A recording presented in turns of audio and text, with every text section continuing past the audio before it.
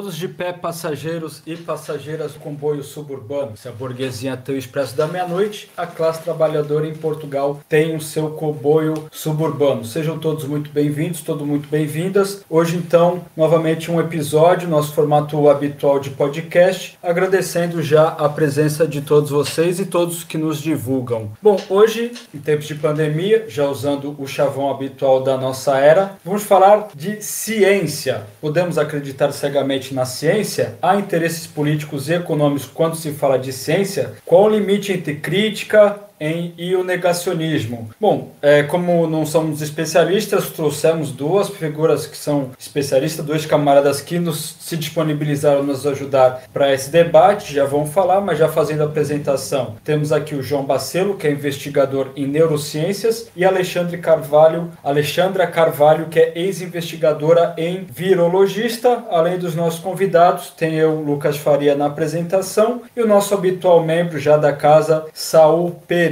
Antes de começar o debate, rapidamente os recados para vocês.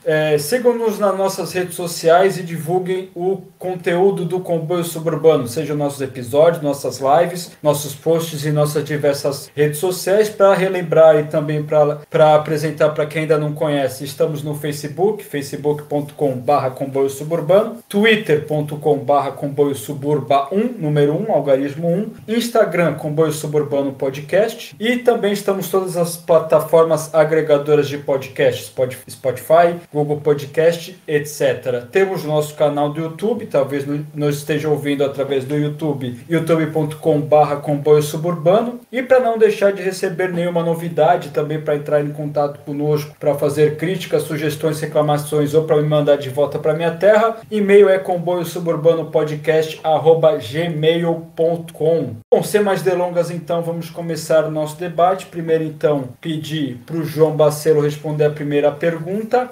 Se podemos acreditar em tudo que os cientistas dizem? Não há interesses em jogo na produção da ciência que nos devam fazer desconfiar deles? Obrigado, João. Bem-vindo. A palavra agora é sua. Boa noite a todos aqui presentes. Eu acho que, acima de tudo, a gente tem de ter a ideia de que a ciência é uma coisa essencialmente humana, né? Então, obviamente que tem os dois lados da coisa, não se pode acreditar cegamente, mas perante tudo o que existe, sabes, né? É a coisa mais fidedigna que a gente pode confiar, sabes? É o racional, digamos, a forma, a estrutura, como ela é concebida, como as investigações são feitas, é a forma mais quantitativa e mais autêntica que a gente tem de aceder ao que é a realidade. Então, nesse sentido, sabes, relativamente a todos os outros, temos de confiar nela. Neste momento, acho que há um grave problema, sim, de as pessoas não têm ideia do que é, como é que a ciência funciona muito. Isso talvez advenha de muita da divulgação científica que é feita, que, digamos, que transmite uma imagem cristalizada da ciência, tipo, isto é assim. Assim, qualquer pessoa que conheça um pouco melhor a ciência sabe que nada é assim.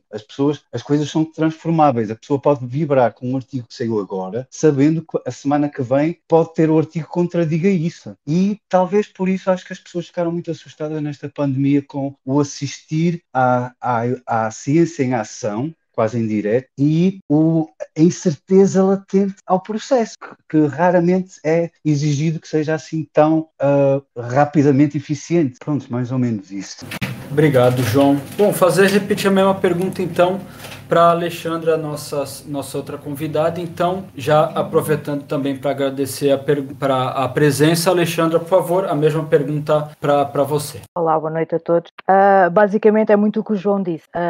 Só frisar que a ciência, lá está, não se encontra cristalizada de forma alguma no tempo. A ciência é um contínuo, é uma acumulação de conhecimento e talvez não no tempo presente, mas não tanto, não há uma negação, isto no tempo presente, como eu ia dizer, não há uma negação absoluta do que vem antes em ciência. É um acumular de conhecimento. Pronto, e basicamente há aqui dois aspectos. O que conhecemos e o que ainda não conhecemos. O que sabemos e o que não sabemos.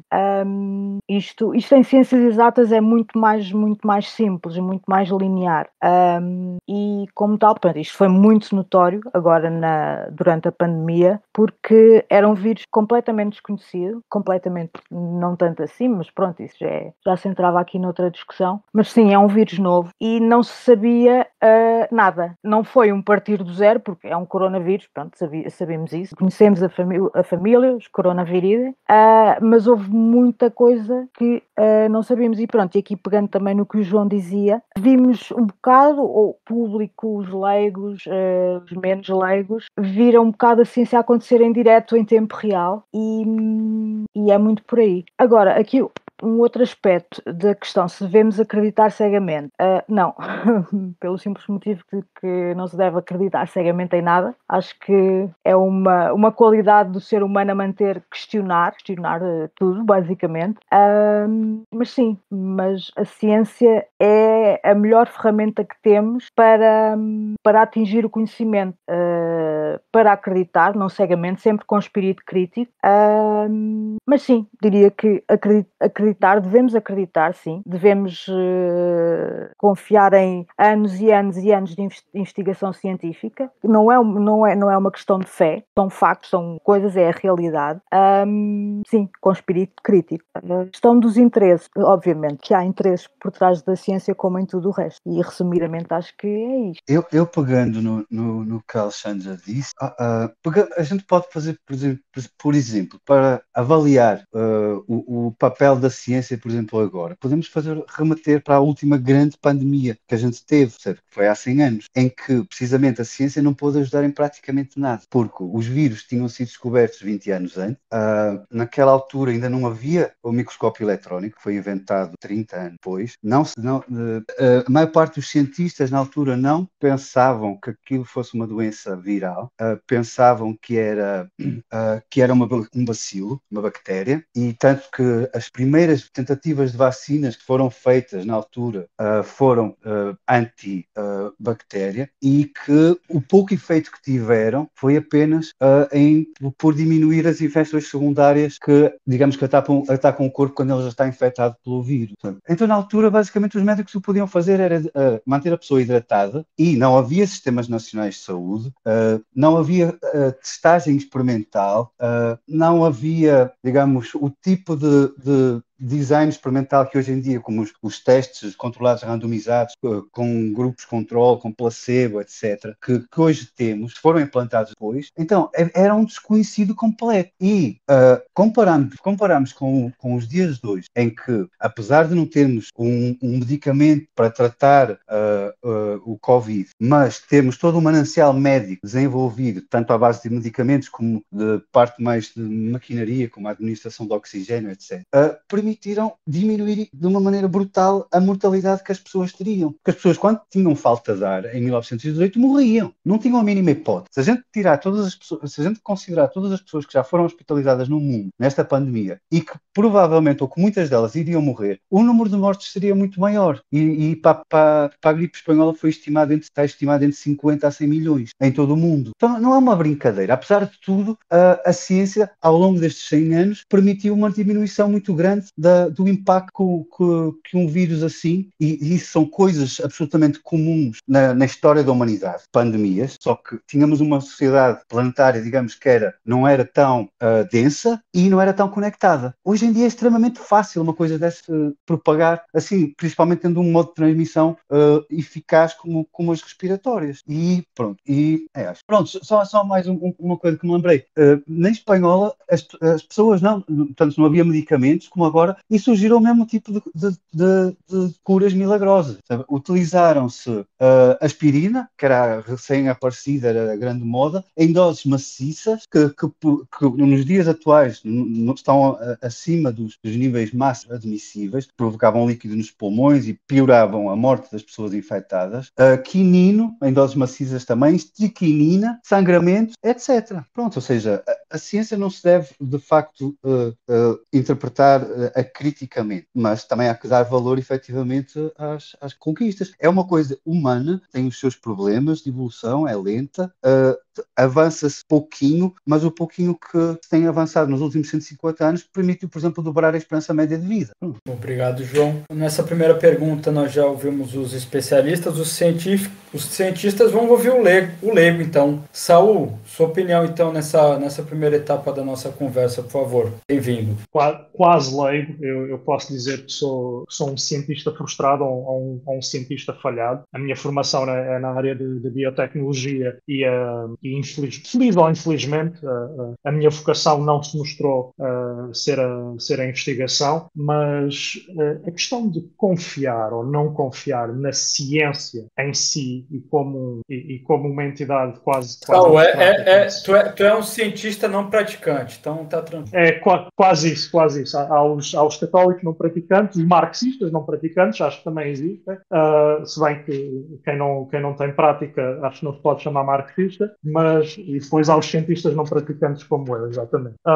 E então eu estava a dizer que confiar ou não na ciência, só lhe dando esse nome e tratando-a como se fosse uma entidade abstrata, isso sim quase que chega a ser um artigo de fé, portanto, pôr esse sim ou não numa questão posta nesses termos. O que devemos tentar compreender, principalmente como ativistas políticos, devemos tentar compreender e devemos procurar transmitir essa informação, é que a ciência implica método, a ciência implica revisão pelos pares, a ciência implica que há pessoas que têm um determinado nível de especialização numa determinada área, fazem experimentação, constroem teorias e fazem experimentação para demonstrar, e essa experimentação é de alguma maneira relatada, de alguma maneira descrita e revista pelos seus pares, pelos cientistas da mesma área que se considerem ter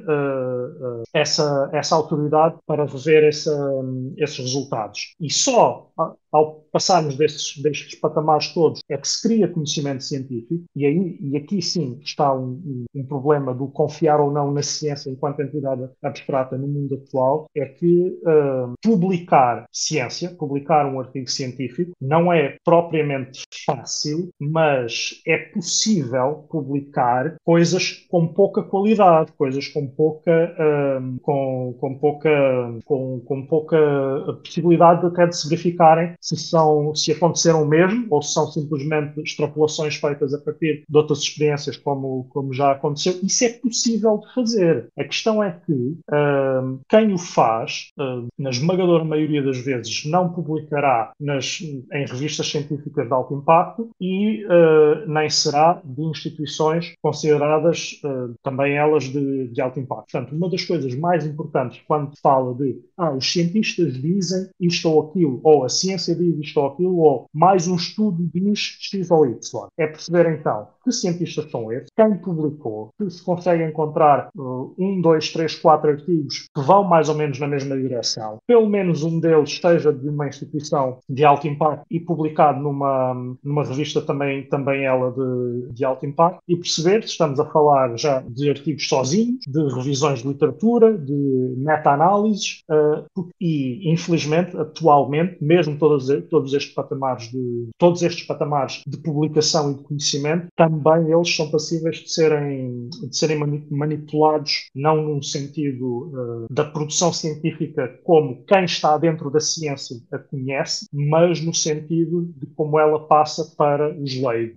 Há uma possibilidade atual de se criar uma estética científica em determinados assuntos para determinadas afirmações, na qual colaboram uma série de revistas com poucos escrúpulos, de publicadores com pouco impacto, mas que conseguem depois ter essa possibilidade de fazer aparecer artigos que têm todo aquele aspecto que nós conhecemos de um artigo científico, mas cuja revisão e cuja publicação não passou por uma revisão, por um escrutínio apertado. Isso é um problema atual. Depois temos um problema ainda mais grave, que é o problema do jornalismo de ciência, mas por aí poderíamos fazer um episódio inteiro só para falar sobre isso. Maravilha, obrigado, Saul. Bom, passando então para a segunda etapa da nossa conversa, do nosso debate, a segunda pergunta então no caso concreto do Covid-19, houve casos de manipulação de informação ou de decisões tomadas sem base científica ou com uma base científica duvidosa?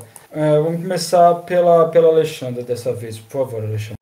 Eu estava-me a lembrar de algumas polémicas que houve com as vacinas em particular, até de alguns artigos científicos pelos quais eu passei os olhos, há aqui uma questão, porque havia uma necessidade imperiosa de ter a vacina num curto espaço de tempo e claro que nestas ocasiões um procedimento que demora meses, anos, foi muito acelerado e pronto, eu lembro-me em concreto de um artigo que vi sobre uma das vacinas que lá está, mas depois isto também, talvez o artigo tivesse sido acelerado dadas as circunstâncias, a crítica ao artigo também era bastante infeliz, mas uma situação excepcional. A questão aqui é essa. Um processo que habitualmente demora bastante tempo teve de ser encurtado para um curto espaço de tempo, a termos algo que nos permitisse lutar contra a pandemia o mais rapidamente possível. É assim, não houve, eu não queria estar a dizer desta forma, que ciência é ciência, mas talvez não tenha havido todo o cuidado que há habitualmente no procedimento, nos ensaios clínicos, em todo esse processo. Mas é complicado. Os cuidados, Diz, João, diz. quer dizer, os cuidados, Cuidado, eu acho que houve. cuidado não foi, não, por isso é que eu não queria dizer desta forma, não, cuidado não é uma expressão feliz. Eu acho que a coisa foi tão rápida que as pessoas, muitas delas acharam que não era crível por causa disso. Quando antigamente demoravam anos, depois passaram a ser rápido, que era longe. Pois, isto também faz questionar outras coisas, não é? Mas é assim, no espaço. Vamos pôr as coisas desta forma. No espaço de tempo em que foi feito um trabalho excelente. A verdade é esta. E vemos pela taxa de sucesso das vacinas, e acho que contra isso pronto, não há muito a dizer, não é? Porque a prova está no pudim. A vacina confere de facto imunidade. Pode não conferir imunidade a 100%, mas diminui muito o número de mortos, de desenvolvimento de sintomas graves. Pronto, acho que, não obstante as objeções, neste caso, mais uma vez, foi um trabalho bem feito pela ciência. Lucas, desculpa, qual era a pergunta inteira? Podes repetir, por favor. Claro, eu repito. No caso concreto do Covid-19, houve casos de manipulação de informação ou de decisões tomadas sem base científica ou com uma base científica duvidosa? Ok. Respondendo concretamente à pergunta, sim e não, depende. Porque lá está, isto depois implicou ter governos, ter autoridades não científicas a darem consciência e a aplicarem medidas e tudo mais baseadas em ciência. E isso aí, nesse caso, acho que nem sempre foi conseguido, ou até não terá sido conseguido em muitos casos. Depois lá está, depois também há outra questão dos consensos, do consenso científico. Pronto, foi uma situação excepcional em todos os aspectos, porque até em certas questões, certos detalhes, não havia consenso. Estou-me a lembrar, por exemplo, isto mesmo, pronto, não só em termos dos cientistas em si, dos governos, tudo mais, o fecho das escolas, a questão do fecho das escolas, isto é só um exemplo, que havia quem achasse que não havia qualquer risco de contágio nas escolas, que o risco era mínimo, não seria grave. Havia quem dissesse o contrário. Pronto. Foi tudo, no fundo, um admirável muito, muito novo. Foi a primeira pandemia da era moderna, e acho que ninguém, na verdade, cientistas, muito menos políticos, autoridades, o que quer que seja, soube lidar adequadamente com a situação. E penso que que é isto, mais ou menos. Obrigado, Alexandra. João, concorda? Alguma observação nesse sentido? Então, um bocado na sequência do que os dois disseram, portanto, Saúl e Alexandra, é assim, efetivamente a ciência tem mecanismos de autorregulação, mas são processos lentos. E pronto, numa situação de emergência como a da pandemia, evidentemente que houve coisas que foram surgindo. Pronto, ou eu lembro-me assim de um caso particular que se foi publicado no Lancet, que era um grupo pequeno que tinha feito um trabalho de meta-análise sobre a eficácia da cloroquina contra o Covid. E foi um enorme tiro no pé de parte da ciência, porque foi descoberto que havia um certo número de irregularidades e o paper teve de ser retratado. E claro, as pessoas que defendiam, apesar de o fazerem sem base a cloroquina, viram-se, digamos, de alguma forma validadas nessa história. E houve mais algum caso ou outro, mas no cômputo geral eu diria que a ciência não se portou de uma forma anormal, portou-se mais ou menos da forma que é regular ou comum comportar.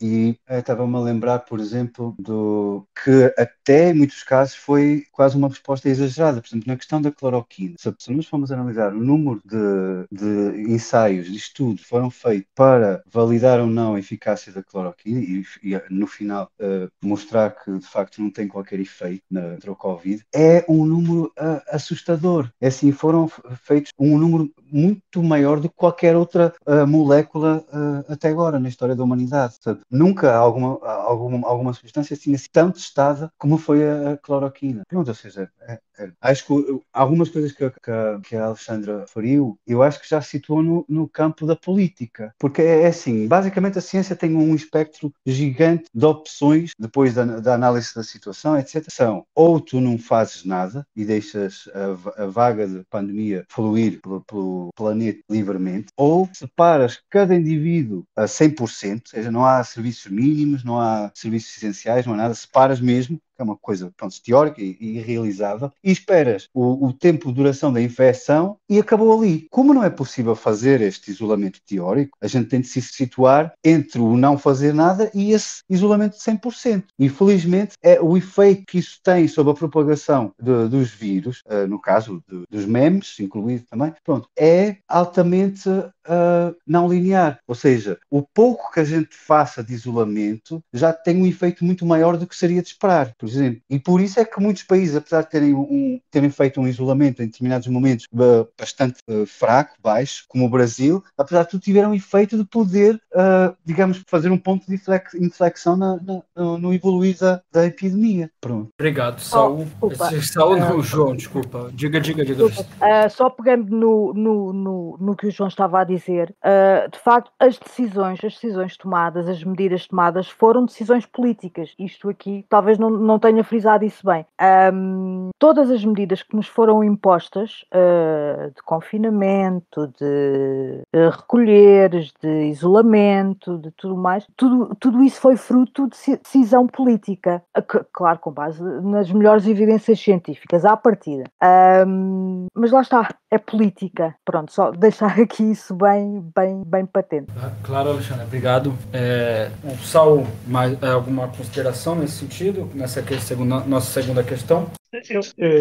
Eu acho que nesta consideração, nesta questão, quando se fala de casos de informação manipulada, eu acho que vem logo à cabeça a questão da cloroquina. Quando aparece, portanto, aquele medicamento antimalárico que parecia que tinha um efeito de redução da mortalidade para níveis bastante baixos, que era um tratamento fantástico, isso tudo, e todas as consequências que isso toma logo no início da pandemia, quando muita gente, olhando, mesmo confiando nesses resultados que apareciam, já diziam, estamos aqui a olhar para mais um medicamento que pode ser adicionado à bateria de medicamentos e de tratamentos que aplicamos nos pacientes quando eles são internados ou quando os sintomas se tornam mais graves. Portanto, não estamos aqui a falar de uma droga milagre, que foi como ela foi tratada durante algum tempo em vários círculos legítimos, e mesmo quando foi sendo feito o chamado fecho do cerco à cloroquina, basicamente várias instituições e vários artigos vão sendo publicados a pôr em causa todos esses resultados iniciais que saíram, e há uma série de entidades que continuam agarradas a essa primeira percepção, achando que era aí que tinham um caminho portanto, o tratamento e a develação da pandemia. Os resultados estão à vista. Poderão alguns vir-nos dizer que depois entra em todo um debate já para a meta política, de dizer que houve toda uma intencionalidade em impedir que a cloroquina fosse usada como cura porque isto e aquilo. São debates completamente já estratosféricos nesse sentido. E outra questão, mais uma vez reforçando o que o João e a Alexandra já disseram, as decisões tomadas pelos governos, e vamos tomar aqui bem as coisas como elas são, pelos governos de Estados burgueses, como elas são tomadas, são decisões políticas. Elas podem estar informadas por boa ou má ciência, mas são, quando chegam ao terreno, são decisões políticas. Quando se decide fechar mais um setor e menos outro, podemos estar a falar de questões, efetivamente, de que setores mais virados para questões de aglomerações feitas dentro de edifícios e tudo isso, que fossem efetivamente mais afetados ainda numa base científica, mas em várias fases dos diferentes confinamentos que aconteceram por todo o mundo, a efetivação diferenciada do confinamento vem muito dessa questão política, da questão de que determinados setores económicos têm a si associados fações da burguesia mais fortes, mais bem organizadas politicamente do que outros, portanto conseguem fazer, nem chega a ser propriamente fazer frente aos governos quando se tomam decisões de confinamento. Eles são os governos, eles são, portanto, quem toma as decisões, quem transforma esse tal conhecimento científico em decisões políticas, acaba por ser, portanto, praticamente representantes dessas forças políticas dessas forças burguesas, e quando não é esse o caso, essas forças têm também uma enorme capacidade de fazer propaganda contra e de se fazerem, portanto, de contradizerem todas essas decisões de confinamento. Portanto, quando se fala que confinam-se os cidadãos, confina-se, por exemplo, a cultura ou os pequenos negócios, mas não as fábricas, não a indústria, e as pessoas continuam a aglomerar nos transportes públicos e no chão de fábrica em si, estamos a falar exatamente de uma parte do sistema económico que, ao ser dirigido por quem ao ser dirigido pela classe social que o dirige, que é a burguesia, e especificamente fações mais bem organizadas e com mais poder dentro das diferentes fações burguesas, conseguem manipular as decisões políticas de maneira a não serem tão afetados como outros nessas decisões de confinamento e de medidas restritivas. Exato, é assim, a ciência só pode, digamos,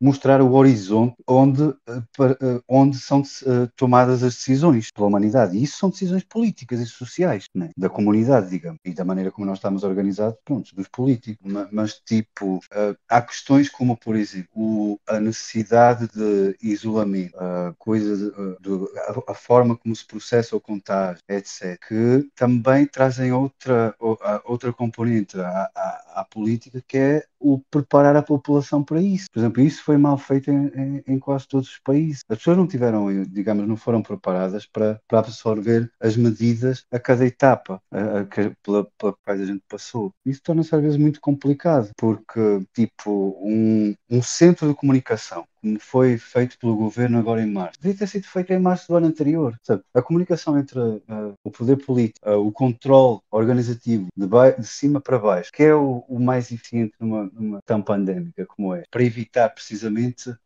os mesmos problemas que vieram na gripe espanhola. E exigem ou um controle duro, não democrático, sobre a população, ou uma educação, uma educação, uma preparação muito forte. E eu acho que isso são coisas que a gente tem de aprender agora definitivamente, ou pelo menos tem de aprofundar quais são as melhores respostas, como ter a resposta à pandemia mais engatilhada e preparada a ser posta em ação, porque isto vai nos aparecer mais muito. Obrigado, João. Bom, dando seguimento aí novamente, a próxima pergunta é referente à pseudociência. Exatamente, que riscos é que a pseudociência pode trazer do ponto de vista político? Para ilustrar melhor, temos alguns exemplos. Bom, o Brasil está cheio de exemplos nesse sentido, né? O próprio presidente, em determinado momento, entre todo tipo de barbaridade, tanto que ele disse quanto que ele fez, ele chegou a referir que o pobre que se joga na água da enchente e, enfim, que um povo que faz o que faz estava imune ao vírus, né? Que não foi o que aconteceu.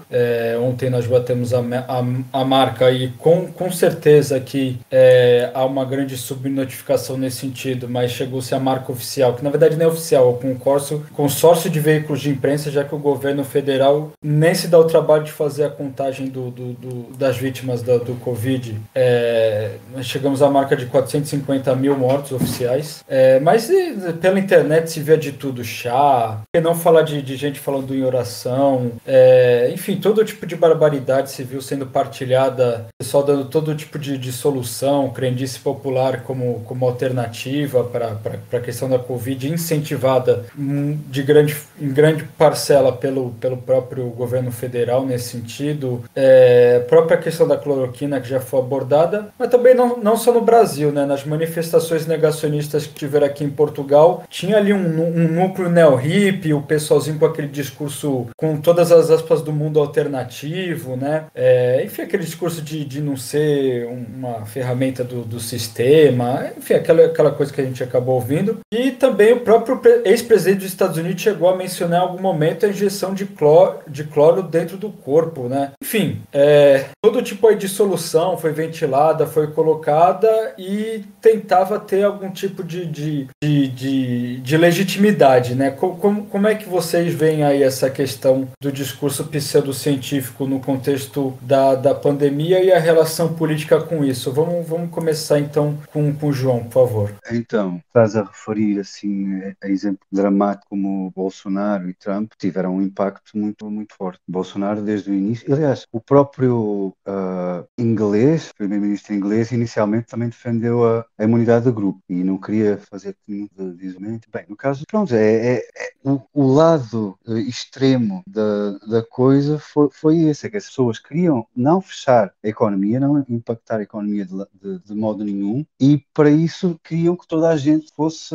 infectada o mais rápido possível, para a coisa passar o mais rápido possível. Quando a história e a ciência mostravam que não ia ser assim. É assim, mesmo aqui, hoje em dia aconteceu isso, tipo de fábricas começarem a fechar no Brasil, já não conseguiam cumprir as tarefas, não valia a pena. A economia, de uma maneira ou de outra, vai abaixo. Quer se feche para isolar as pessoas e salvar vidas, quer não se feche. Então foi muito perigoso. No resto do mundo também houve assim uma reação grande, mas apesar de tudo minoritária. Mas mesmo assim foi um período de forte expansão da pseudociência. E basta ver o número, que até há poucas semanas, o número de franceses que não tencionava ser vacinado era ao redor de 50%, quando a solução para acabar com a pandemia o mais rápido possível passa precisamente por vacinar o mais rápido possível. E, aliás, na questão brasileira está a decorrer agora neste momento a CPI da Covid no Senado, e por mais que não se acredite que vai trazer consequências para os autores materiais, crimes, genocídio que estão a decorrer, mesmo assim é um momento onde vão ficar cristalizadas todas as ações que esses governantes tiveram. E no caso do governo Bolsonaro, foram recusadas vacinas durante meses. Obrigado, João. Alexandra, sobre a pseudociência, por favor. Não há muito a acrescentar. De facto, isto é uma coisa, e não é de agora, isto já vem de algum tempo antes da pandemia, que isto no fundo não chega a ser um desafio à autoridade, é mais uma birra, mais bater o pé no chão e porque não, e porque li na internet, e porque disse e ouvi e isto e aquilo. Bom, adiante. O curioso para mim nesta situação tem sido ver que certas pessoas se acham até de esquerda, têm aproximado neste particular do negacionismo, há certas não, há a posição oficial, digamos assim, da extrema-direita. Portanto, atualmente isto do negacionismo é uma coisa transversal, e pronto, quer dizer, isto atualmente é uma coisa que me faz uma confusão dos diabos. Mas pronto, isto já tem outra espécie de análise que vai fora do domínio da ciência. Será mais da sociologia.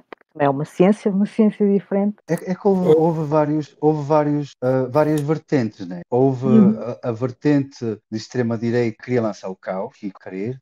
Houve a componente de ignorância mesmo, a pessoa está mal informada e propaga a ideia. Há um conflito, de facto, nesta nossa era, relativamente àquilo que eu vi no início, ao argumento da autoridade, em que eu, por exemplo, que nunca gostei do argumento da autoridade, de facto, sempre achei uma coisa barata. De repente, ao ver que as pessoas dão voz ou alicerçam os seus argumentos com base numa coisa escolhida a dedo porque gostam daquela ideia, fica complicado, não é? Assim, é tipo tu teres 10 mecânicos a avaliar o teu carro e 9 dizem-te uma coisa e um diz-te uma coisa e tu vais ouvir aquele um. E fazes sempre isso e repetes isso over and over again. Caramba, assim, eu não sei, talvez eu seja demasiado humilde, mas a mim nunca me passou pela cabeça. Até agora estar a falar, por exemplo, com um especialista e o gajo estar-me a explicar uma coisa e eu de repente interrompê-lo e dizer, não pá, estás a dizer não tem sentido nenhum, que eu li isto, aquilo, não sei o quê. Não sei, é tipo exagerado. E agora desculpa, Lucas, estava-me a lembrar que houve aqui dois ou três indivíduos que atualmente são celebrados como os grandes heróis negacionistas. O mais curioso é que nenhum deles é sequer minimamente especialista na área, nem sequer cientista, investigador em ciências exatas. Portanto, estou-me a lembrar daquele tipo, um Afonso Dias, ou o quê? André Dias. André Afonso, bom, não interessa. Sim. Esse fulano, eu não sei, mas depois aquilo, para além de tudo mais, para além da desonestidade intelectual. O único epidemiologista do país, pá, tu estás doido. Não, ele nem sequer é epidemiologista. Ele nem sequer faz investigação. Ele é programador. O que ele faz é programação. Ele tem um doutoramento numa universidade qualquer. Mas pronto, é lá fora. Pronto, nós ainda temos esta mentalidade muito pequenina fez o doutoramento lá fora.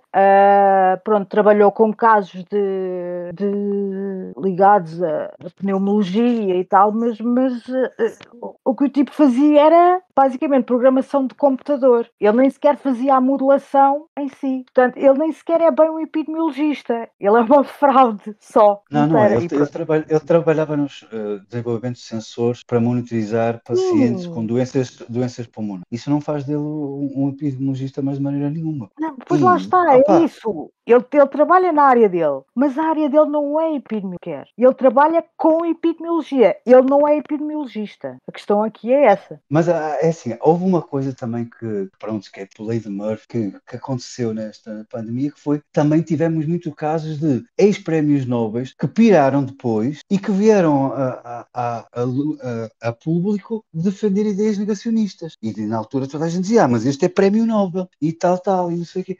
E sim, é prémio Nobel e mereceu com certeza o trabalho que desenvolveu e no caso nenhum deles tinha sido em algo que pudesse, digamos, justificar a aberração que eles estavam a dizer. Mas, lá está, voltando à coisa atrás. A ciência é feita por humanos. Os humanos piram. É verdade.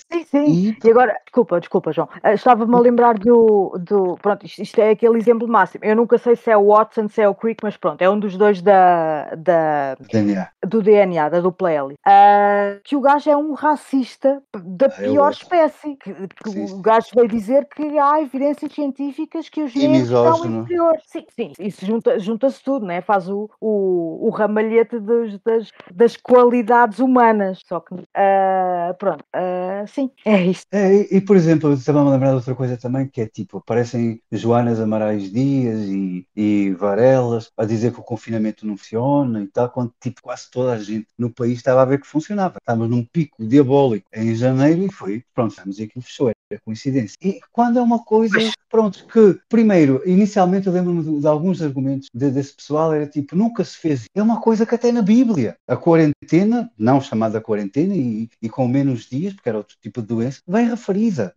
Ao longo da história da humanidade, eram muito mais comuns, aliás, tipo na Idade Média e tal, por razões óbvias, tipo a água, por exemplo, em muitas cidades, vinha das montanhas e circulava a céu aberto. As pessoas tinham a noção de que a água boa era água corrente. Não era, o que interessava era não separar. Se fosse corrente, estava boa. Mas, em muitas situações, era corrente, mas podia transmitir a cólera. Ou seja, nós tínhamos tudo feito, de facto, para ser uma coisa muito fácil de se propagar as doenças. E essas coisas foram sendo modificadas com base no conhecimento da ciência. E muitas das coisas que a gente até tem já automatizadas e não questiona porque é que faz e não faz, etc., são com base em conhecimentos desses que se foram desenvolvendo. E pronto, de facto, eles diziam que não havia absolutamente prova científica que os isolamentos funcionassem. Pronto, o que é que me vai responder? Pronto, podem ter encontrado um artigo que dizia isso, quando há 99% dos artigos que dizem o contrário e quantificam. Mas lá está, porque depois, nestas situações em que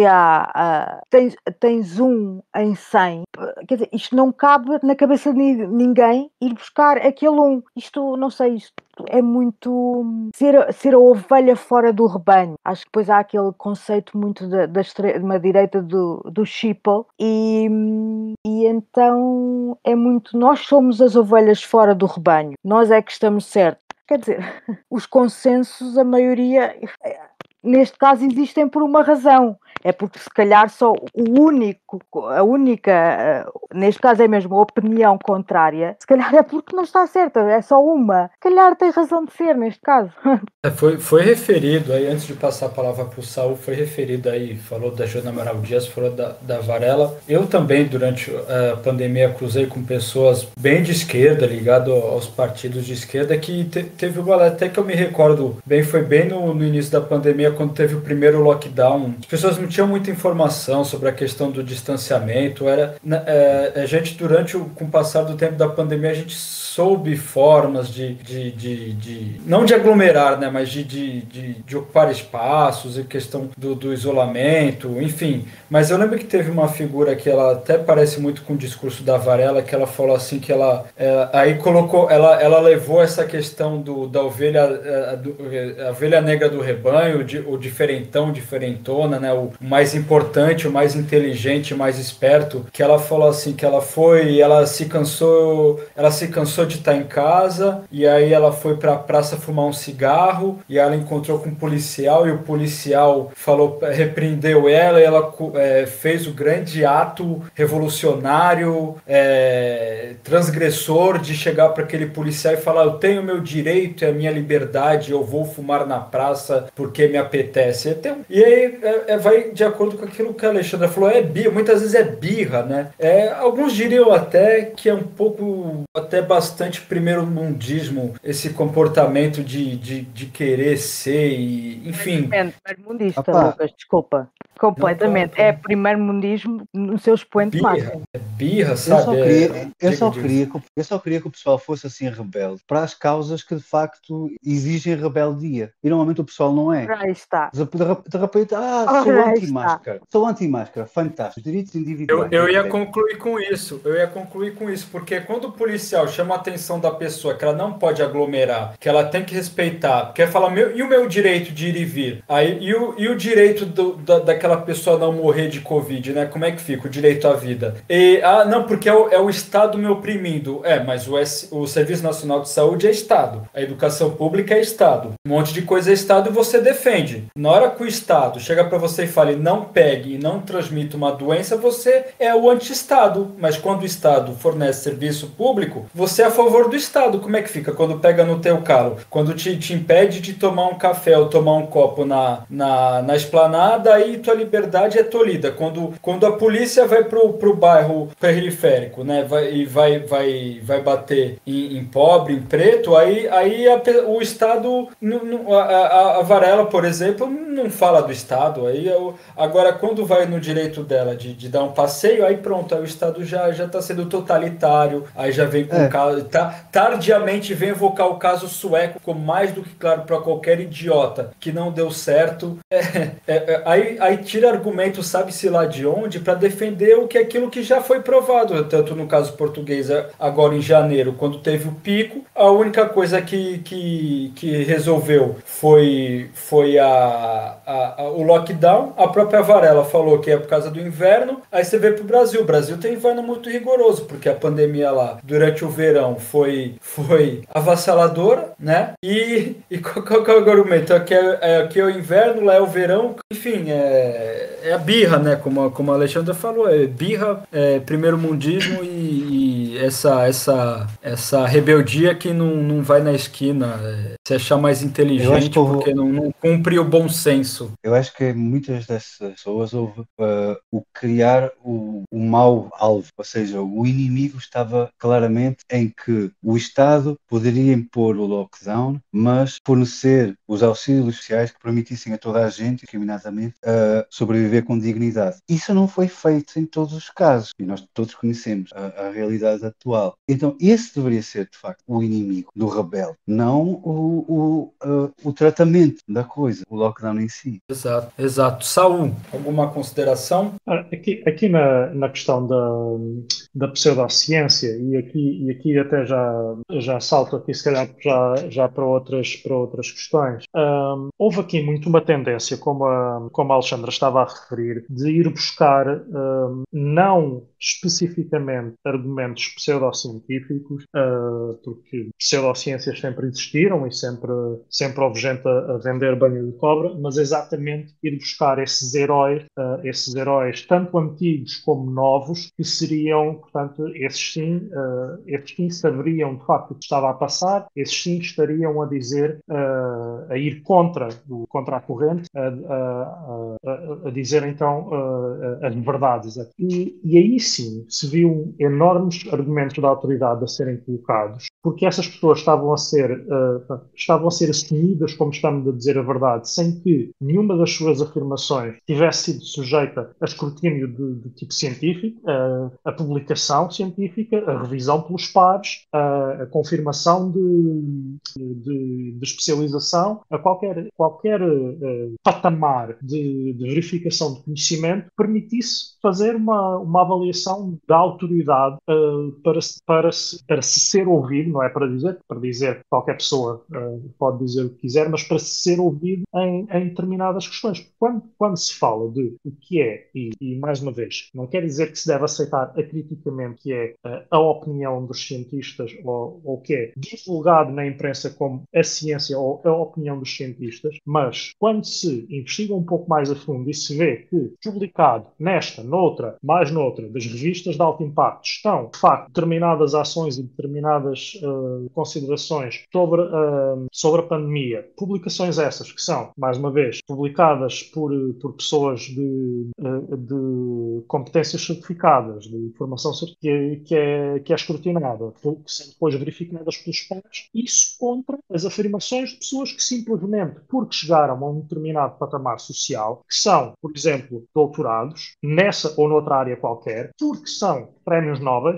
noutra área qualquer, a maior parte deles, não nessa, vêm então dizer, e o que eles dizem é, por um determinado conjunto de pessoas, assumido como verdade, sem que nada do que essas pessoas dizem tenha um embasamento que vá para além da opinião. É assim, relativamente à maior parte dos cientistas, eu valorizo a opinião dos cientistas na área em que eles trabalham e noutras áreas também, porque valorizo a forma como o cientista é normalmente ensinado a trabalhar e a pensar e a construir e e a construir conhecimento mesmo pessoal também noutras áreas. Mas, a nível geral, a opinião de um cientista num assunto no qual ele não é especialista tem o valor que tem a opinião de um cientista qualquer. Portanto, e muitas vezes, apesar do que eu disse, que eu acabei de dizer e posso agora estar até a contradizer-me, há tendencialmente até áreas da ciência e até da engenharia que têm tendência a criar autênticos terraplanistas noutras áreas. Não só literais terraplanistas, há literais terraplanistas, por exemplo, em áreas não relacionadas com a astronomia, por exemplo, são pessoas com formação científica, mas nas áreas, se formos a falar então de ciências sociais, há nas áreas, não especificamente das ciências exatas, mas das ciências aplicadas e tecnologias, uma enorme multidão de terraplanistas em termos de ciências sociais, chega a ser assustador. E, portanto, alguém que seja, por exemplo, engenheiro aeronáutico, publicadíssimo a nível de aeronáutica, seja do que for, relativamente à construção de aviões, que venha dizer, seja o que for, por exemplo, sobre outras áreas, nomeadamente, por exemplo, ciências sociais, mas até epidemiologia, eu muitas vezes vou até desconfiar antes de ouvir essa pessoa, porque já estou tão habituado que de determinadas áreas da ciência venham, às vezes, tais pataquadas quando referidas a outras áreas, e acho que essa tendência, às vezes, que pode às vezes ser legítima, de considerar que uma pessoa, por ter uma formação científica, tem uma forma de enquadrar a realidade que se pode generalizar mais ou menos para, pelo menos, aforismos generalistas sobre outras áreas, às vezes não é tanto assim e às vezes cria ilusões de autoridade tanto nas próprias pessoas como naqueles que os ouvem sobre aquilo que eles estão a dizer sobre outras áreas. Saúl, só pegando aí nessa diversas comunidades científicas, por exemplo, os geólogos são muito conhecidos por serem negacionistas das alterações climáticas. É só mais um exemplo. E são cientistas. Mas isso aí eu gostava de ver estatísticas, gostava de ver mesmo, de facto, um censo ou uma amostragem dos geólogos e a porcentagem de negação. Sim, estava um bocado a fazer estava a exagerar, mas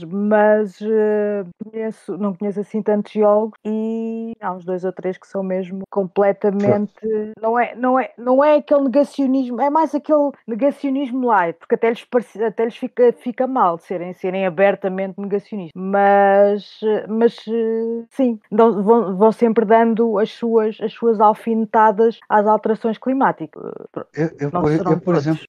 Eu, por exemplo, até acho que digamos que foi ok, digamos, a resposta da ciência. Tipo, apesar de tudo, o número de pessoas, sejam investigadores ou pessoas que teve alguma coisa de ciência, a vir defender coisas que eram a negação dos outros todos, foi um número relativamente pequeno. Eu acho que o problema que acontece hoje em dia é o impacto que isso pode ter nos meios de comunicação social e internet. Isso é outra coisa diferente. É que, por exemplo, quando surgiu o Prémio Nobel, que trabalhou no HIV, mas dizendo que aquele vírus tinha sido fabricado e que tinha lá, inclusive, uma assinatura do HIV. Poucos dias depois, houve uma resposta quase massiva por parte de associações de investigadores da área, mas claro que não teve o mesmo impacto, teve a afirmação inicial dele. Mas isso é o problema que a gente hoje em dia vive com a política e com o ressurgir do fascismo, etc. Todos utilizam precisamente dessa estratégia. Ok, dando seguimento então ao nosso debate aqui, mudando de assunto, passando para a próxima pergunta, já tentando encaminhar para o final, tendo em vista que o debate está muito bom, a gente aqui tá de fato numa conversa, num debate aberto, mas o tempo corre e a gente tem que concluir nosso debate aqui. Próxima pergunta, então, existe o risco de se cair no argumento de autoridade e no acriticismo de aceitar tudo porque, entre aspas, a ciência diz? João, por favor, tu que já começou a falar então da questão da autoridade, começa então a responder, por favor. Eu acho que a ciência tem de ser discutida e o mais propagada mas obviamente que há de facto situações limite e eu, por exemplo, nem sou um radicalmente contra as pseudociências, como queira chamar. Elas tiveram e têm às vezes um papel importante no diálogo até com a ciência. Por exemplo, no pós-gripe espanhola, espanhola, o que aconteceu foi, como a ciência não tinha ajudado prática em nada, ciência biológica, o que houve foi um crescimento brutal de curas ou ajudas alternativas, como a naturopatia, homeopatias, etc, etc. Inclusive, de um ponto de vista religioso, foi precisamente a altura onde mais começaram a crescer todas as religiões pentecostais, etc, etc. E foi nas décadas seguintes que deu o espalhar pelo mundo, digamos, das religiões criadas naqueles contextos. Hoje em dia, por exemplo, a homeopatia, apesar de tudo, tem uma parte da sua mensagem importante. A forma como o homeopata se relaciona com o paciente é o que a medicina moderna deveria abraçar, de uma maneira atempada, de uma maneira interativa, em que se ouve a pessoa, se analisa a coisa com mais calma, potencia-se o uso do placebo por essa via, e a própria medicina moderna tem de apostar na compreensão das bases neurológicas do placebo, porque não é uma coisa que nos parece mágica, não é mágica.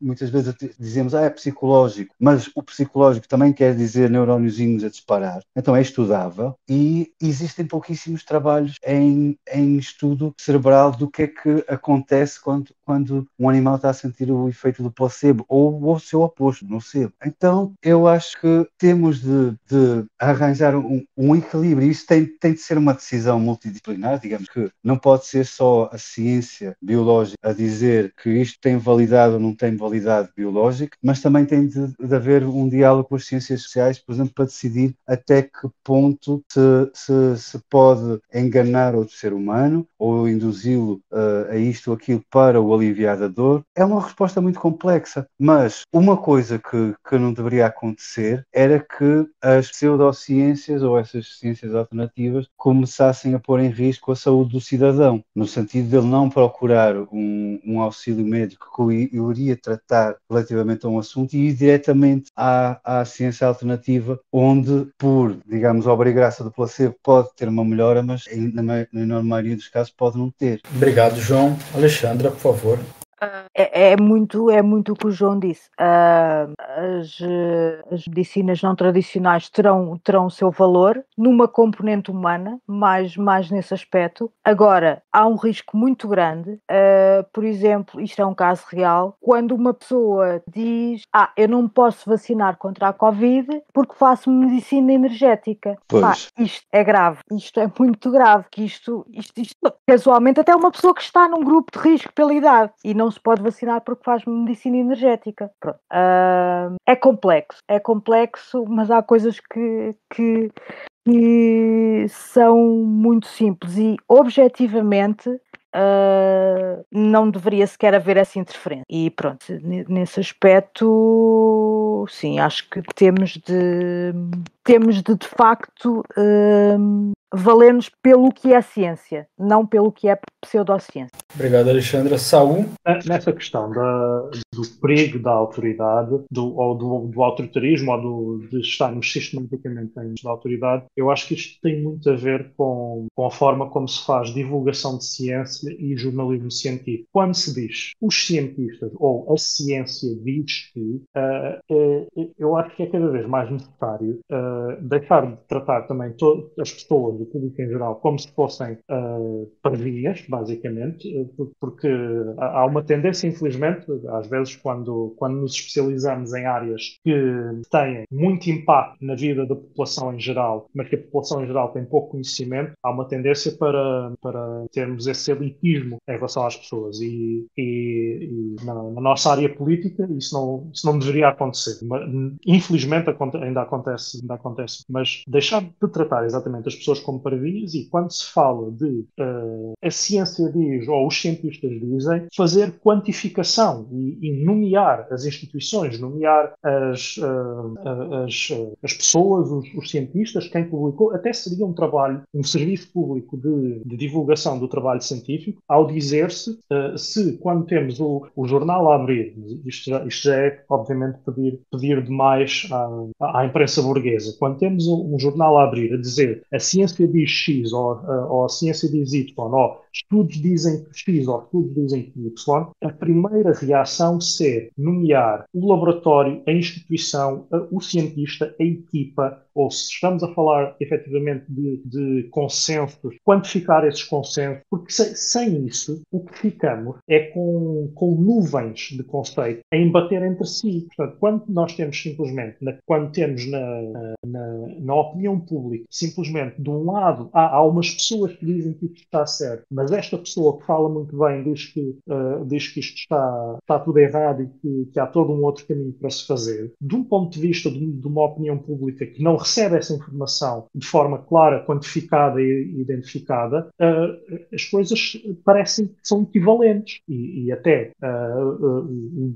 qualquer guru parece ter mais autoridade porque dá a cara diretamente, tem uma série de aforismos que são fáceis de digerir pelo seu público e às vezes pela sociedade em geral, enquanto do outro lado estamos a ouvir falar de ciência, consenso, palavras, conceitos, coisas que são muito generalistas e conceptuais. Isto acho que é algo que deve cada vez mais ser feito, é dizer quem são as pessoas, quem são as instituições, quem são os laboratórios que estão a chegar a determinadas conclusões para podermos dizer que há determinado consenso, e isto serve para a pandemia, serve para as vacinas, porque dizer as vacinas são seguras é fácil, mas nomear exatamente quais foram os passos que nos permitiram chegar a essas conclusões, que instituições é que validaram essa segurança, isso sim falta fazer para que essa informação chegue de uma forma que é clara quando se quer confrontar com informação ou desinformação, se formos por aí, vai no sentido contrário. Mas isso foi feito ao Saúl. É tipo, o nosso Infarmed, o Anvisa brasileiro e tal, funcionaram corretamente durante estes meses todos, sabe? E eram a referência para esse tipo de coisas, relativamente aos tratamentos e relativamente às vacinas. Eu não acho que seja um entrechoque assim tão grande. Agora, as referências na comunicação do dia a dia. Bom, vamos então para a última pergunta então do nosso roteiro. Obviamente depois vamos dar o espaço para os nossos convidados darem indicações finais, fazer uma conclusão e dar alguma dica relativamente ao tema do debate ou não. Um espaço para eles fazerem o fechamento, o encerramento. Mas a última pergunta então para o nosso debate propriamente dito na verdade é uma pergunta, né? Pedir uma exposição sobre riscos reais e dúvidas fundamentadas acerca da vacinação. Voltando para a nossa pergunta inicial, né, sobre riscos e acreditar nos dados que foram passados, relações políticas, enfim. Alexandra, por favor, essa questão. Eu acho que a principal questão aqui, toda e qualquer vacina, toda e qualquer fármaco tem efeitos secundários, tem. Pronto, muito resumidamente, a forma como uma vacina funciona, num determinado período de tempo após tomares a vacina, o teu sistema imunitário está mobilizado quase, pronto, isto depois depende de organismo para organismo, mas uma grande proporção do teu sistema imunitário está mobilizado para produzir defesas contra aquele agente patogénico. E isto, pronto, depois tem consequências, por isso é que há várias pessoas que apanham uma constipaçãozita, depois de tomarem uma vacina, isto e aquilo, porque as defesas estão em baixo de facto, porque estão a trabalhar naquilo, estão a produzir anticorpos contra uma coisa específica. Isto foi uma coisa que eu questiono e que será esclarecida mais a longo prazo, quanto tempo dura a imunidade da vacina. Mas pronto, coronavírus, não só o SARS, o primeiro SARS, o MERS, uma série de outros, mas tem também os vírus, lá está, das constipações. Pronto, e nós todos sabemos, nós todos já passámos por isto, que podemos no inverno, por exemplo, ter umas 2 ou 3 constipações, dependendo se estamos pior, se estamos melhor. Mas pronto, isto é uma coisa que se vai saber com o tempo. Ainda assim, isto não invalida a eficácia da vacina, de forma alguma. Vamos é ver com quanto tempo é que ficamos de imunidade depois da vacina. E pronto, também se tem falado agora mas até agora nada indica que a vacina, no caso particular, creio que era a da AstraZeneca, que questionou-se que houve episódios tromboembólicos, algo do género, que seriam um efeito secundário. Eu não tenho estado muito a par dessa questão, confesso, mas a última coisa que li era que esses episódios, a incidência era anormal em relação com ou sem vacina, que não era nada extraordinário. Há questões a colocar, sim, mas que, na sua maioria, não invalidam a eficácia da vacina. Obrigado, Alexandra. João, por favor. Mas é em jeito de conclusão, não é? Eu acho que a conclusão que a gente tem de tirar desta pandemia é que, apesar de termos conseguido, apesar de tudo, que a maior parte do século XX e do século XXI agora tenham acontecido poucas pandemias, apesar de terem havido bastantes epidemias que não chegaram a passar a barreira mundial, são coisas que nós nos temos de consciencializar que estão ali sempre. E com a evolução que a Terra tem levado, com cada vez a maior aproximação entre o homem e determinados animais que estavam bastante mais isolados do homem do que até agora, como os morcegos, por exemplo, que são um pulo enorme de coronavírus. Cada vez vai poder ser mais provável acontecerem saltos destes. E além destes saltos novos, que já estavam previstos, já tinham sido noticiados por cientistas desde há muito tempo, poderia acontecer um coronavírus saltar para a espécie humana. Os próprios vírus que já passaram por nós, que já provocaram pandemias no passado, podem voltar. Por exemplo, o da gripe espanhola inicialmente tinha sido a gripe russa de 1890, mais tarde foi a pandemia de Hong Kong de 1968 e a gripe dos porcos de 2009. Assim que passa tipo uma geração de seres humanos que já não guarda defesas no seu organismo contra aquele tipo de vírus, ele pode ressurgir com novos poderes. É a mesma coisa que agora, neste momento, temos uma urgência que é de vacinar todo o planeta para acabar com esta história. Porque se, mesmo no cenário mais catastrofista, nós podemos estar todos vacinados aqui na Europa e nos Estados Unidos e continuar a haver essas autênticas incubadoras de variante, como o Brasil e a Índia, e nenhum de nós está seguro, porque a qualquer momento pode haver uma mutação que confere uma transmissibilidade do vírus para a qual os nossos anticorpos, mesmo vacinados, têm resposta. E a coisa começa de novo. Então tem de haver, de facto, uma consciencialização de que, como espécie, estamos à mercê da natureza, e só com as nossas melhores ferramentas a gente pode evitar situações calamitosas como a atual, em termos económicos e sociais, saúde pública, evidentemente. Obrigado, João. Saúl, sua resposta, por favor. Em relação aqui à questão das vacinas e também já indo também, neste caso, para algumas notas finais, é assim, os casos que a Alexandra referiu, nós conhecemos, fomos ouvindo nas notícias e ouvimos uma coisa e depois outra, mas as coisas estabilizaram mais ou menos na questão de que numa determinada faixa etária havia ali uns episódios, mais uma vez, tromboembólicos, que mesmo assim a sua incidência era um nível baixíssimo, tendo em conta a quantidade de pessoas que tinha tido aquela vacina e a quantidade comparada com o número de casos. Mais uma vez, reforçando, não há fármacos sem efeitos secundários.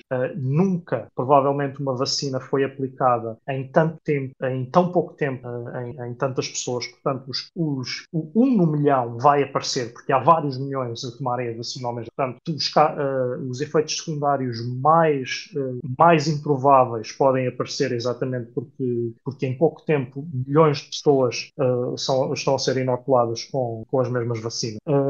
E temos também que aqui ativar o nosso sentido crítico numa determinada direção, que é quando se fala que ignorar as histórias dos efeitos secundários é confiar cegamente na indústria farmacêutica. Ninguém confia cegamente, ninguém inteligente confia cegamente na indústria farmacêutica, mas a níveis racionais, a níveis ligados à questão do negócio, à questão de como é que essas empresas ganham dinheiro, à questão de como é que essas empresas negociam, nomeadamente neste contexto da vacinação para o Covid-19, com os países do sul global, por exemplo.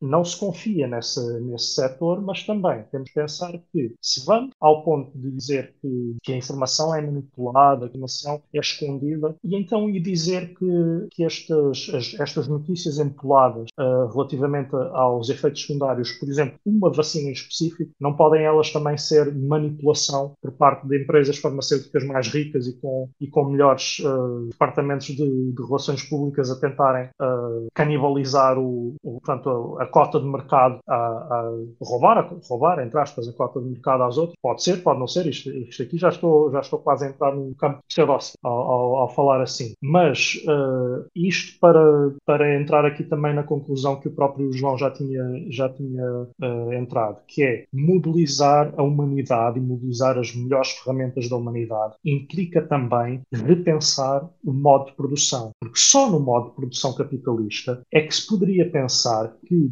a melhor maneira de vacinar toda a população, ou toda a população exposta, toda a população de risco, ou mesmo toda a população de um planeta inteiro contra uma das piores pandemias do mundo moderno, ou como já foi referido aqui, a primeira pandemia da modernidade, só neste modo de produção irracional, capitalista, é que faria sentido pegar em 3 ou 4 conglomerados cujo objetivo não é tratar pessoas, mas sim ganhar dinheiro, pô-los a concorrer uns contra os outros, dar-lhes conhecimento que ao longo dos anos foi produzido por empresa, pelos Estados, pago pelos impostos, dar-lhes esse conhecimento e dar-lhes com esse conhecimento a possibilidade de criarem um fármaco, neste caso uma vacina, que lhes vai permitir ter lucro e a partir daí criar 3 ou 4 produtos diferentes, cuja concorrência não vai ser por qualidade nem por outras questões, mas simplesmente por melhor capacidade de negociação dos Estados com as empresas, dos Estados uns com os outros e das empresas umas com as outras.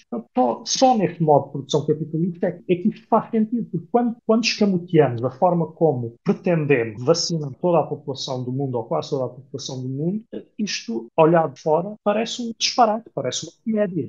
Estamos Saúl, desculpa interromper, mas é assim, eu acho que nem num mundo capitalista isso faz muito sentido, porque a maneira como foi negociada a cena do fabrico das vacinas e foram estabelecidos acordos diretamente com algumas empresas farmacêuticas, etc., não é, nem num mundo de sonho capitalista poderia ser o melhor meio para vacinar todo o mundo. E esse conhecimento de que é preciso vacinar todo o mundo para acabar com isto, não é de agora. Então, quer dizer, não é. Eu até consigo imaginar um mundo capitalista onde as pessoas pensassem: ok, boy, mas para parar isto, o que temos de fazer é vacinar todo mundo. Então vamos redistribuir isto de uma forma racional para conseguirmos fazer isso o mais rápido possível. Só que, infelizmente, continuamos sempre a caminhar atrás do risco. O risco é, ok, mas ficam só aqueles países ali como incubadoras de variante. Pode ser que a gente possa retomar a nossa atividade e tal. Depois pode ser que sejamos invadidos por uma variante para a qual não estamos protegidos. Ok, mas é isso que tem de acabar. A gente tem de facto ter uma linha em que, ok, em termos de pandemias, temos de arranjar uma solução que tem de ser basicamente universal. Da maneira como estamos conectados e cada vez mais densos e cada vez mais a invadir o espaço natural, proporcionando a passagem de vírus para nós temos de estar muito melhor preparados para isto. E se não aprendemos esta lição agora, vamos estar feitos em breve, juntamente com os problemas climáticos que aí vêm também. E em sinergia, provavelmente os dois, que não seria a primeira vez. Obrigado, João. Bom, agora esse espaço, tendo em vista que findaram as perguntas, é um espaço para os nossos convidados e para o Saúl fazerem suas breves conclusões, deixarem alguma recomendação de algum espaço, algum programa, algum livro, enfim, qualquer coisa que queiram fazer divulgação, tendo relação com o tema ou não. Bom, aproveitando o gancho, principalmente da fala do João Bacelo, eu quero já fazer a minha indicação, antes de fazer a conclusão, ter os nossos camaradas do Novo Germinal, que é um canal do YouTube ligado aos camaradas do Centro de Estudos Vitor Mayer, lá do Brasil. Eles têm um programa semanal, toda segunda-feira, o Segunda Opinião, opinião. E o programa número 011 foi um debate chamado "O vírus é o capitalismo, como o agronegócio produz as pandemias". Teve a participação do professor, pesquisador e sindicalista Alberto Faiden. Eu recomendo esse programa porque o professor Alberto Faiden ele faz uma explicação sobre esse processo da produção de pandemias ligado ao agronegócio, a expansão da fronteira agrícola, a destruição de ecossistemas, que é, assim, em primeiro lugar, ela é desesperadora, né, para ver a condição de proximidade de extinção que a humanidade tem de extinção que a humanidade tem se aproximado, e também sobre a questão da própria pandemia, para a questão do meio ambiente. Foi uma contribuição assim excelente que o professor Alberto Faiden fez. Então, só para repetir para o pessoal não perder, eu também vou colocar os links aí onde a gente fizer a divulgação desse episódio nosso aqui, mas Segunda Opinião, do canal Novo Germinal no YouTube, pro debate 011, o vírus é o capitalismo, como o agronegócio produz as pandemias. Com o professor Alberto Faiden. Bom, para começar então a conclusão com os nossos convidados, eu pedi então para a Alexandra fazer então as suas considerações finais. Por favor, Alexandra, aí mais uma vez reiterar o nosso agradecimento pela excelente contribuição, pelo debate, pela participação. Por favor, Alexandra. Só alguns pontos soltos. Em termos do que nos está a suceder, isto muito possivelmente será a realidade de hoje em diante. Se calhar até tivemos alguma sorte de não ter acontecido mais cedo, uma coisa com estas dimensões. Não foi o pior que nos podia ter acontecido, como o João disse muito bem, com a destruição de habitats, com tudo mais, alterações climáticas, espécies irem, entre aspas, parar sítios onde não estavam. Isto vai ser uma realidade cada vez mais presente. Outra questão, acho que nesta altura é não só de irresponsabilidade, como também um egoísmo, um primeiro-mundismo, uma falta de consideração pelo próximo, a ser-se negacionista. E ainda haver gente que diz que isto é uma gripe, porque ainda há, por favor, mostrem-me a gripe que num ano matou mais de 3 milhões de pessoas. 3 milhões e 300 mil, se não estou em erro, em todo o mundo. Vacinem, se puderem, vacinem. Mais coisas que eu possa dizer. É para recomendar alguma coisa. É assim, eu sobre Covid não tenho nada, nem leituras assim que possa recomendar que sejam interessantes. Tenho um filme que não tem nada a ver, mas isto pronto.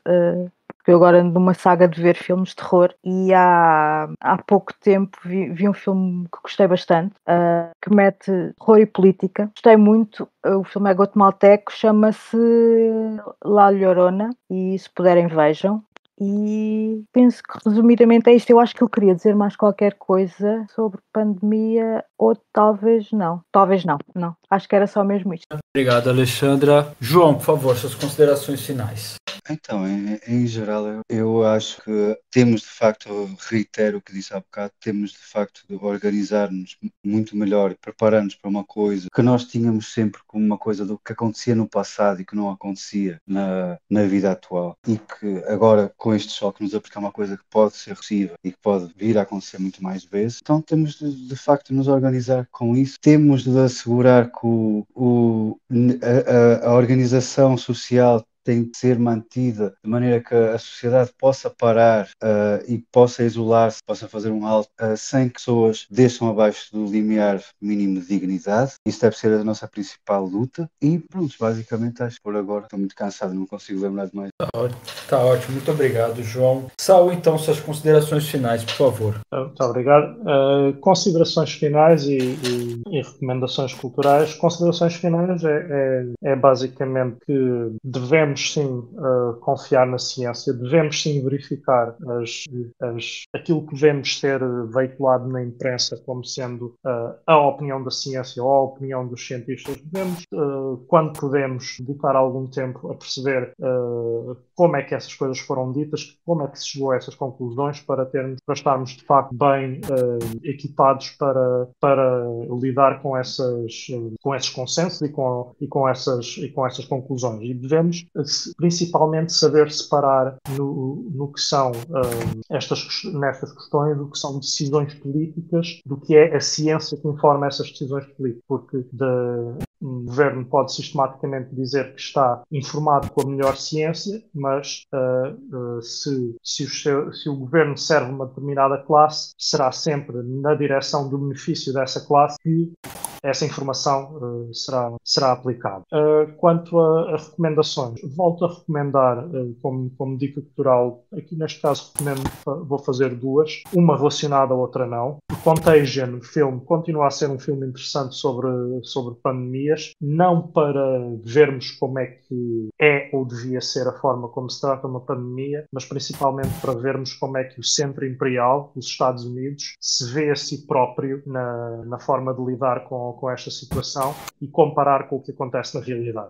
Perceber exatamente, sempre que consumimos cultura de Hollywood, devemos ter essa preocupação de perceber o que é que os Estados Unidos, o que é que a burguesia dos Estados Unidos nos está a querer vender com essa narrativa, e como é que essa narrativa embate com a realidade. Acho que é, portanto, nesse, como em muitos outros filmes, mas nesse em específico, por ser o assunto que estamos a falar. Não relacionado com este assunto, relacionado com um assunto que tornou mais novamente atual, mas infelizmente sempre atual, que é a ocupação sionista da Palestina.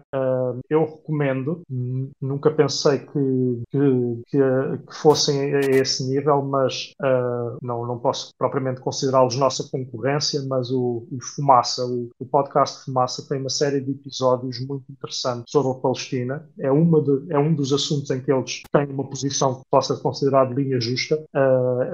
É interessante de acompanhar, porque eles destacam principalmente aqueles sítios em que se consegue ver a limpeza étnica a acontecer em tempo real na ocupação sionista da Palestina.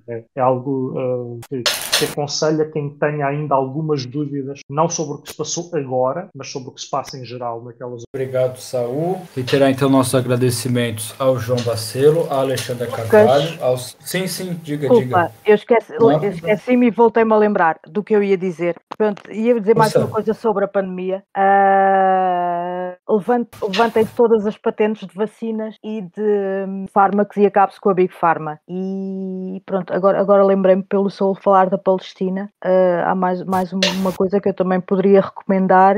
A VersoBook tem 2 livros, penso que ainda estarão ambos download gratuito acerca da questão.